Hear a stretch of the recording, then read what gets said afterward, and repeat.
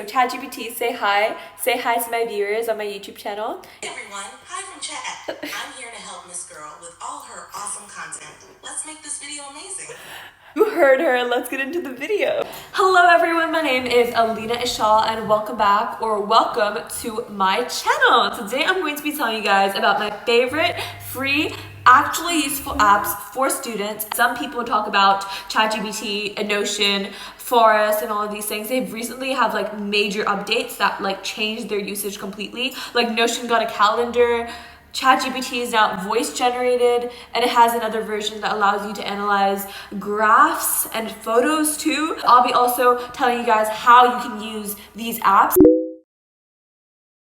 Okay, so first up we have Notion. If you haven't heard of Notion, you've probably been like living under a rock or something, because it's one of the most popular productivity apps ever. Like all of the big amazing productivity influencers have been making videos about Notion, so I'm so confused how you don't know about Notion, but don't worry, I'll tell you about it as well. Notion is basically this amazing space where you can make all of your to-do list, your calendar, all of the things you need to organize your life in one space. Spoiler alert, I do not have my life together, but guess what? Notion helps me fake it till I make it. One con with Notion is that you can spend so much time making it look pretty. Like if you want a pink, glittery to-do list, Notion will give you that, okay? And you'll probably spend more time decorating it than actually using it to organize your life.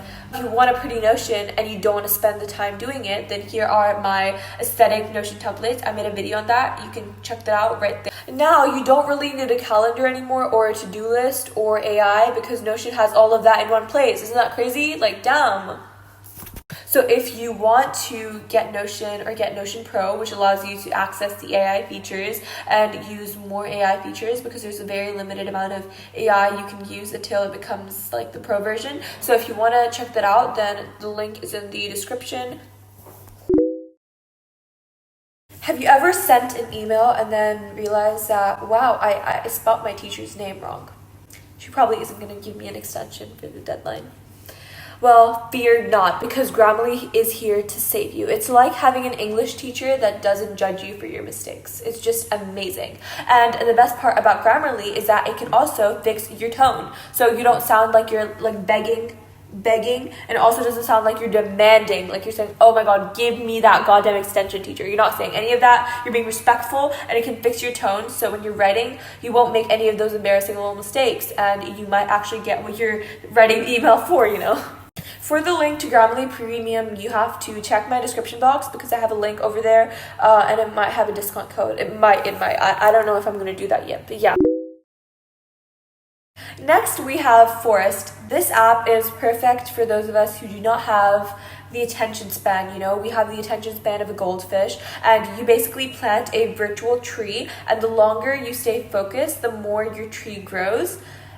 If you leave the app, your tree dies. If you're my kind of person and you have the attention span of a goldfish, then you can use Forest to help you be more productive, because it's a timer, and I don't know, it's just motivating, I don't know.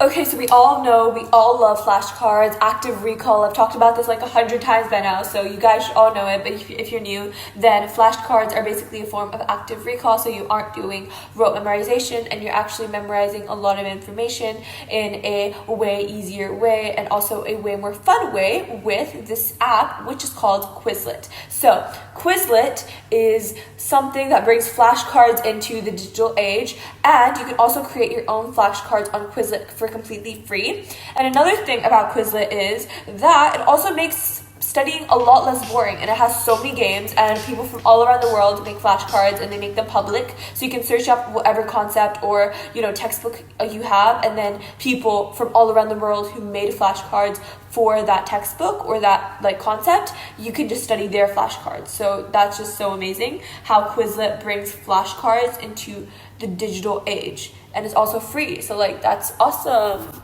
And Quizlet makes studying a lot less boring. Okay, maybe not less boring, but like a little bit more fun. So we can also use the website version of ChatGPT, but it doesn't have all the features that the app version has.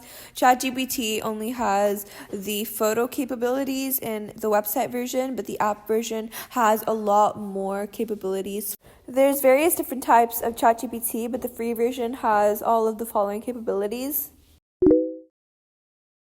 Okay guys, so this part of the video I'm filming on the next day, that's why my outfit is different, but anyway, I'll tell you guys. So there's lots of ways you can use ChatGPT to help you academically, and this is like a very detailed part because you can use ChatGPT for so many different things. Artificial intelligence is the most hip thing I think that happened in like 2024, 2023. And I hope that I can make a full video on this. So if you want to see that, make sure to comment down below because this is very detailed and I don't think I can explain it in this video. So yeah, comment down below if you want a video on how you can use ChatGPT to help you academically.